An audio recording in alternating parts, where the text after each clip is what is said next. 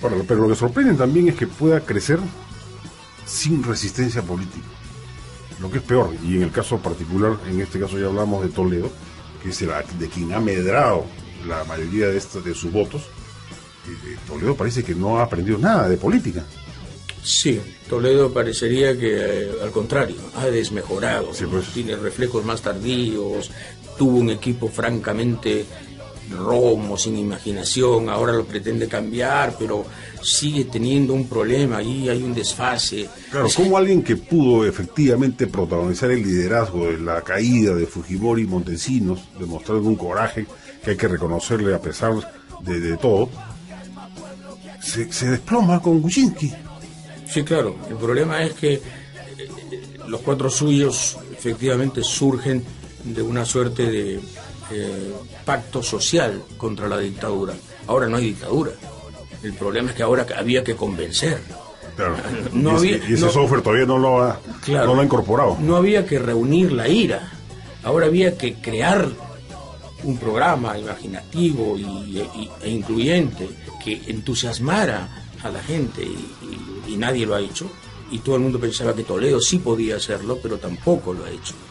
Y claro, es una fase distinta por completo de su crecimiento político. ¿Tú le ves posibilidades de reflotar o ya lo ves en caída libre? Quien diga en este momento qué va a pasar, está mintiendo. Está mintiendo, sí, pues. Esto es tan mercurial y tan impredecible que yo no me atrevo a decir absolutamente nada porque voy a quedar en ridículo, sí, diga pues. Lo que diga. Sí, pues. Lo único que puedo decir es que no sé qué va a pasar. Y lo digo con absoluta honestidad. He tratado de encontrarle algo inteligibilidad al tema y... Exacto. No hay... He tratado de descifrar los misterios, ir al oráculo, preguntarle a las vísceras del cordero, y la respuesta ha sido: no sé nada. No me fastidies. Ahora, hay cosas que llaman la atención. Por ejemplo, siempre se ha dicho, y además ha sido casi ley política en el Perú, que por el centro se gana. Por el centro uno gana y gobernará por la derecha, gobernará por la izquierda, gobernará por donde le da la gana, pero por el centro se sube al poder. Y lo curioso es que en las últimas semanas, los dos que han subido son los que están en los extremos. Ollanta y es Pedro Pablo Kuczynski. ¿Cómo interpretas eso? ¿También por este desbarajuste total? ¿O indica, si crees, en este caso algo nuevo? Pero ahí tenemos una percepción distinta, Juan Carlos, porque yo no creo que estemos hablando de extremos, que estemos hablando de antípodas. Yo creo que el discurso de Humala se ha pasado al centro, en muchos sentidos. El Rosario de Cipriani sí, pues, es la metáfora de su caminata hacia el centro. Y en cuanto a Kuczynski, si tú empiezas a leer sus declaraciones, te encuentras con unos mensajes tremendamente populistas, tremendamente centristas. Entonces tenemos dos discursos de centro que son los que más han crecido, pero el problema es que no han crecido por los discursos, han crecido por los personajes. Humala no asusta, sí, pues. y PPK convence a mucha gente, eso está clarísimo.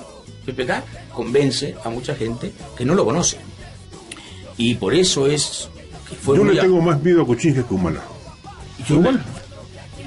Bueno, yo no le tengo ningún miedo a Humala. Yo le tengo miedo, en todo caso, a ese izquierdismo chavista y analfabeto que puede destrozar la economía y que puede crearnos una moneda inexistente y un déficit enorme.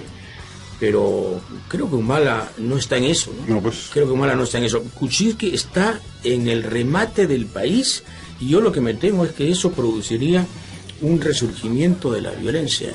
La tenemos abierta, ahí. ¿Política o solo social? Sí, social y política. Social, política y además, por supuesto, gradual. La CGTP, ¿qué va a hacer? ¿Qué va a hacer ENAPU, el sindicato de ENAPU, con Kuczynski? ¿Qué va a hacer Bagua? ¿Qué van a hacer los mineros? ¿Qué van a hacer los de Tía María cuando lleguen los tractores e impongan el criterio? O sea, es impresionante que nadie esté hablando de eso. Claro. Ahora, y qué increíble también que 10 o más años de crecimiento económico, ya no hablemos de chorreen, porque ya pues eso es una metáfora creo que hasta tonta, no hayan generado pues siquiera algún tipo de mejoría económica en la inmensa mayoría de la población. Y peor aún, que muchos se quedan en el cuento de que efectivamente ya estamos encaminados y en la carretera del desarrollo.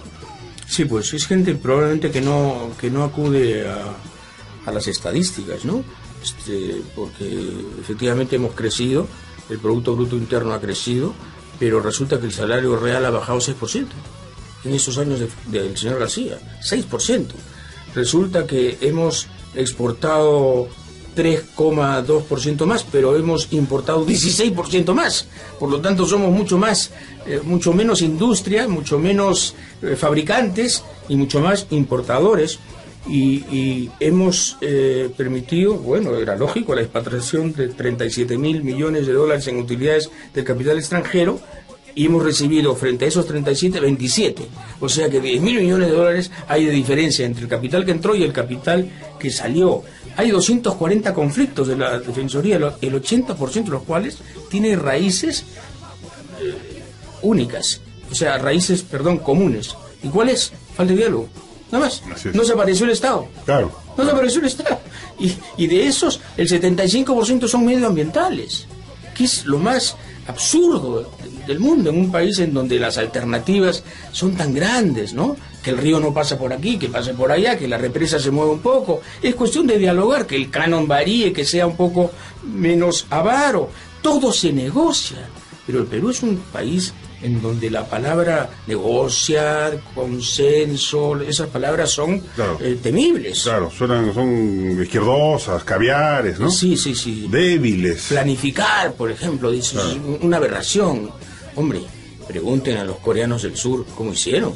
No, sin muy lejos, los chilenos. O los chilenos. Los brasileños, o los... Exactamente.